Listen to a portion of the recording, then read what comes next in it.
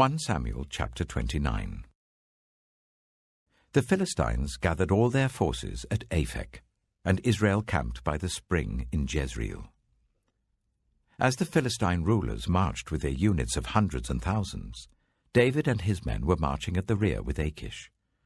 The commanders of the Philistines asked, "What about these Hebrews?"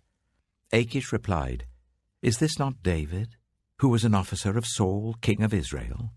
He has already been with me for over a year, and from the day he left Saul until now, I have found no fault in him." But the Philistine commanders were angry with Achish and said, "Send the man back, that he may return to the place you assigned him.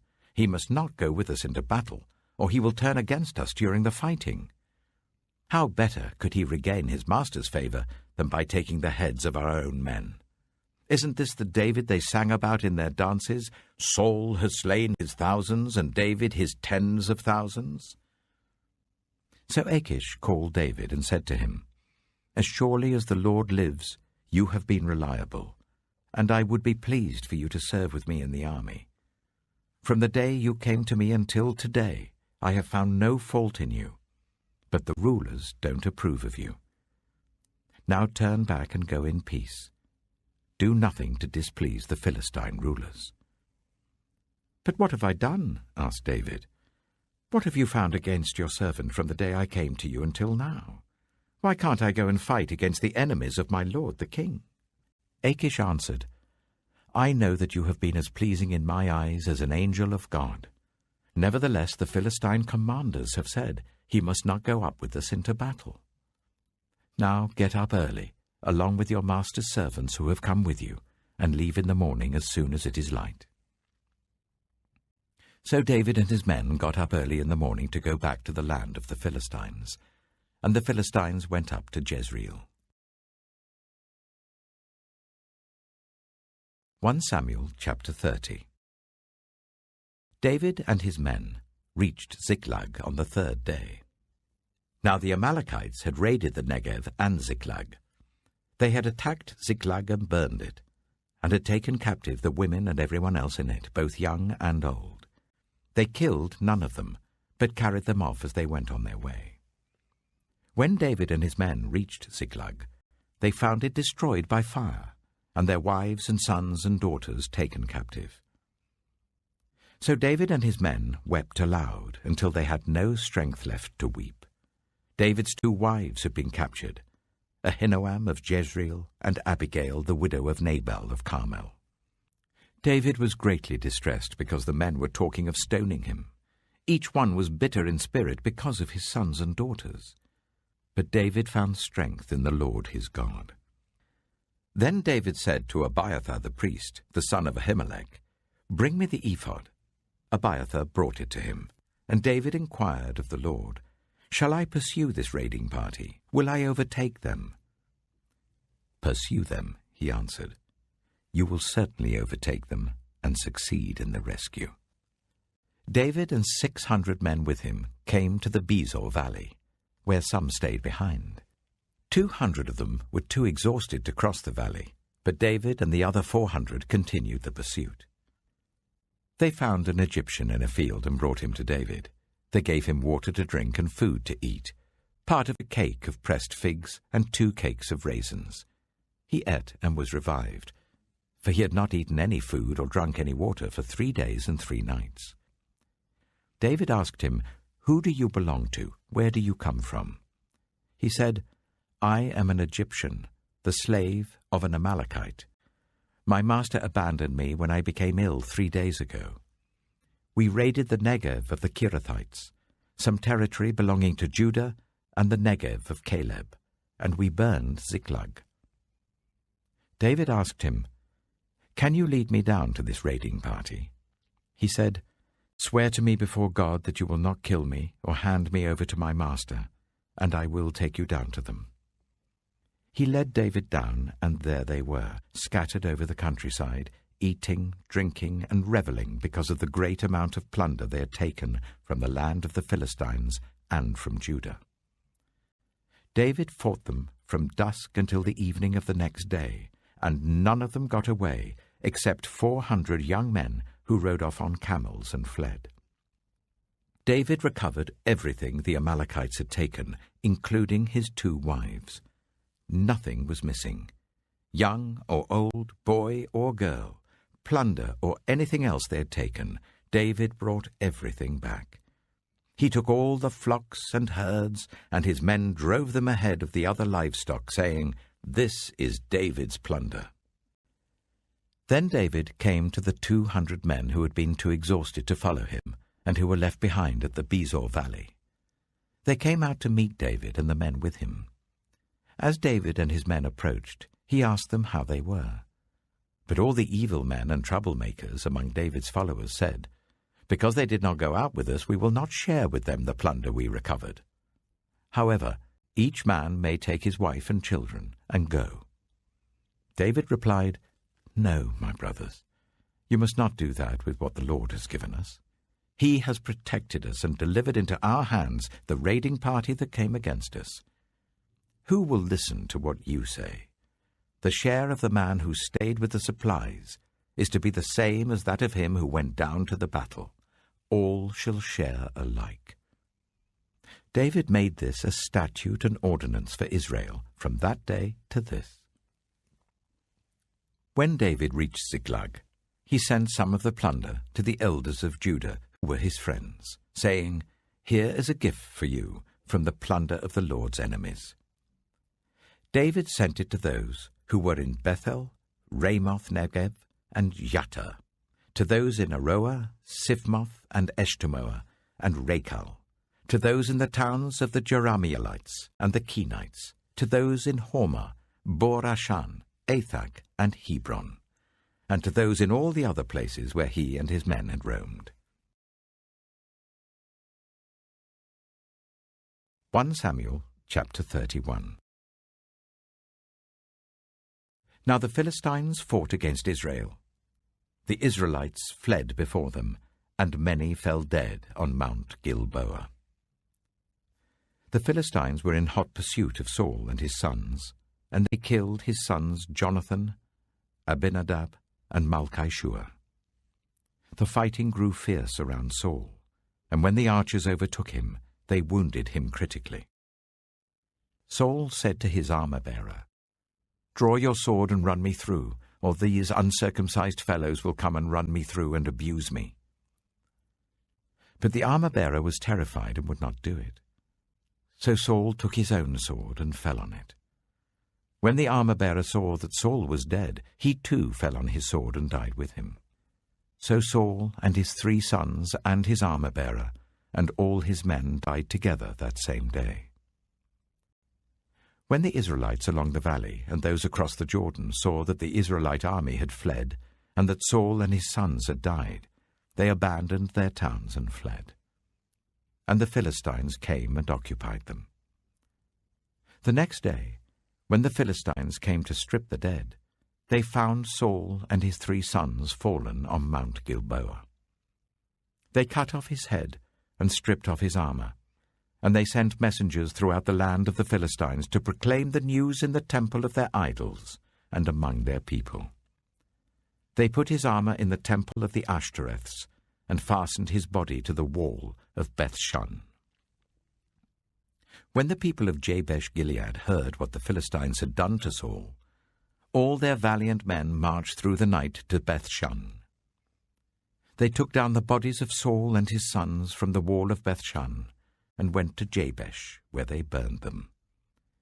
Then they took their bones and buried them under a tamarisk tree at Jabesh, and they fasted 7 days.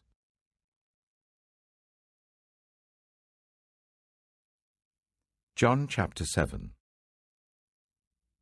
After this, Jesus went around in Galilee. He did not want to go about in Judea, because the Jewish leaders there were looking for a way to kill him. But when the Jewish festival of Tabernacles was near, Jesus' brothers said to him, "Leave Galilee and go to Judea, so that your disciples there may see the works you do. No one who wants to become a public figure acts in secret. Since you are doing these things, show yourself to the world." For even his own brothers didn't believe in him. Therefore Jesus told them, "My time is not yet here. For you any time will do. The world cannot hate you, but it hates me because I testify that its works are evil. You go to the festival. I'm not going up to this festival because my time is not yet fully come." After he had said this, he stayed in Galilee. However, after his brothers had left for the festival, he went also, not publicly, but in secret. Now, at the festival, the Jewish leaders were watching for Jesus and asking, "Where is he?" Among the crowds, there was widespread whispering about him. Some said, "He is a good man." Others replied, "No, he deceives the people." But no one would say anything publicly about him for fear of the leaders. Not until halfway through the festival did Jesus go up to the temple courts and begin to teach. The Jews there were amazed and asked, "How did this man get such learning without having been taught?" Jesus answered, "My teaching is not my own. It comes from the one who sent me. Anyone who chooses to do the will of God will find out whether my teaching comes from God or whether I speak on my own. Whoever speaks on their own does so to gain personal glory. But he who seeks the glory of the one who sent him is a man of truth. There is nothing false about him. Has not Moses given you the law? Yet none of you keeps the law. Why are you trying to kill me?" "You are demon-possessed," the crowd answered. "Who is trying to kill you?" Jesus said to them, "I did one miracle, and you are all amazed. Yet because Moses gave you circumcision, though actually it didn't come from Moses but from the patriarchs, you circumcise a boy on the Sabbath.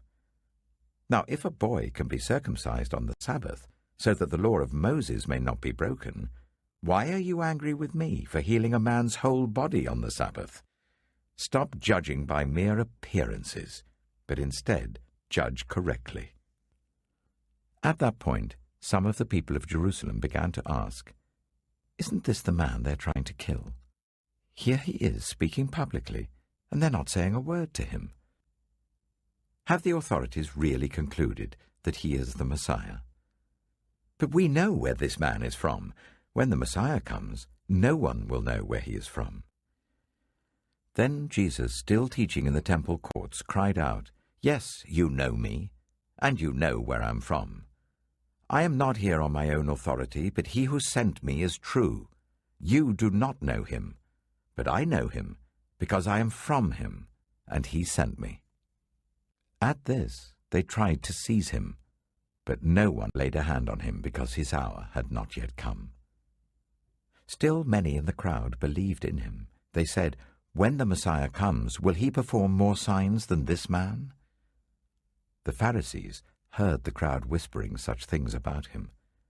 Then the chief priests and the Pharisees sent temple guards to arrest him. Jesus said, "I am with you for only a short time, and then I am going to the one who sent me. You will look for me, but you will not find me. And where I am, you cannot come." The Jews said to one another, "Where does this man intend to go that we cannot find him? Will he go where our people live scattered among the Greeks and teach the Greeks? What did he mean when he said, 'You will look for me, but you will not find me,' and 'Where I am, you cannot come'?" On the last and greatest day of the festival, Jesus stood and said in a loud voice, "Let anyone who is thirsty come to me and drink. Whoever believes in me, as Scripture has said, rivers of living water will flow from within them." By this he meant the Spirit, whom those who believed in him were later to receive. Up to that time the Spirit had not been given, since Jesus had not yet been glorified. On hearing his words, some of the people said, "Surely this man is the prophet." Others said, "He is the Messiah." Still others asked, "How can the Messiah come from Galilee? Does not Scripture say that the Messiah will come from David's descendants and from Bethlehem, the town where David lived?" Thus the people were divided because of Jesus. Some wanted to seize him, but no one laid a hand on him. Finally, the temple guards went back to the chief priests and the Pharisees, who asked them, "Why didn't you bring him in?" "Well, no one ever spoke the way this man does," the guards replied. "You mean he has deceived you also?" the Pharisees retorted. "Have any of the rulers or of the Pharisees believed in him? No. But this mob that knows nothing of the law, there is a curse on them." Nicodemus, who had gone to Jesus earlier and who was one of their own number, asked, "Does our law condemn a man without first hearing him to find out what he's been doing?" They replied, "Are you from Galilee too? Look into it, and you will find that a prophet does not come out of Galilee." Psalm 105. Give praise to the Lord, proclaim his name, make known among the nations what he has done. Sing to him, sing praise to him, tell of all his wonderful acts. Glory in his holy name. Let the hearts of those who seek the Lord rejoice. Look to the Lord and his strength. Seek his face always. Remember the wonders he has done, his miracles, and the judgments he pronounced. You, his servants, the descendants of Abraham, his chosen ones, the children of Jacob. He is the Lord our God. His judgments are in all the earth. He remembers his covenant forever, the promise he made. For 1,000 generations, the covenant he made with Abraham, the oath he swore to Isaac. He confirmed it to Jacob as a decree, to Israel as an everlasting covenant. To you I will give the land of Canaan as the portion you will inherit. When they were but few in number, few indeed, and strangers in it, they wandered from nation to nation, from one kingdom to another. He allowed no one to oppress them. For their sake he rebuked kings. Do not touch my anointed ones. Do my prophets no harm. He called down famine on the land and destroyed all their supplies of food. And he sent a man before them, Joseph, sold as a slave. They bruised his feet with shackles, his neck was put in irons, till what he foretold came to pass, till the word of the Lord proved him true. The king sent and released him. The ruler of peoples set him free. He made him master of his household, ruler over all he possessed, to instruct his princes as he pleased, and teach his elders wisdom. Then Israel entered Egypt. Jacob resided as a foreigner in the land of Ham. The Lord made his people very fruitful. He made them too numerous for their foes, whose hearts he turned to hate his people, to conspire against his servants. He sent Moses, his servant, and Aaron, whom he had chosen. They performed his signs among them, his wonders in the land of Ham. He sent darkness and made the land dark. For had they not rebelled against his words? He turned their waters into blood, causing their fish to die. Their land teemed with frogs, which went up into the bedrooms of their rulers. He spoke, and there came swarms of flies and gnats throughout their country. He turned their rain into hail, with lightning throughout their land. He struck down their vines and fig trees, and shattered the trees of their country. He spoke, and the locusts came, grasshoppers without number. They ate up every green thing in their land, ate up the produce of their soil. Then he struck down all the firstborn in their land, the firstfruits of all their manhood. He brought out Israel, laden with silver and gold, and from among their tribes no one faltered. Egypt was glad when they left, because dread of Israel had fallen on them. He spread out a cloud as a covering, and a fire to give light at night. They asked, and he brought them quail. He fed them well with the bread of heaven. He opened the rock, and water gushed out. It flowed like a river in the desert. For he remembered his holy promise, given to his servant Abraham. He brought out his people with rejoicing, his chosen ones with shouts of joy. He gave them the lands of the nations, and they fell heir to what others had toiled for, that they might keep his precepts and observe his laws. Praise the Lord. Proverbs chapter 12. Whoever loves discipline loves knowledge, but whoever hates correction is stupid. Good people obtain favor from the Lord, but he condemns those who devise wicked schemes. No one can be established through wickedness, but the righteous cannot be uprooted. A wife of noble character is her husband's crown, but a disgraceful wife is like decay in his bones. The plans of the righteous are just, but the advice of the wicked is deceitful. The words of the wicked lie in wait for blood, but the speech of the upright rescues them. The wicked are overthrown and are no more, but the house of the righteous stands firm. A person is praised according to their prudence, and one with a warped mind is despised. Better to be a nobody and yet have a servant than pretend to be somebody and have no food. The righteous care for the needs of their animals, but the kindest acts of the wicked are cruel. Those who work their land will have abundant food, but those who chase fantasies have no sense. The wicked desire the stronghold of evildoers, but the root of the righteous endures. Evildoers are trapped by their sinful talk, and so the innocent escape trouble.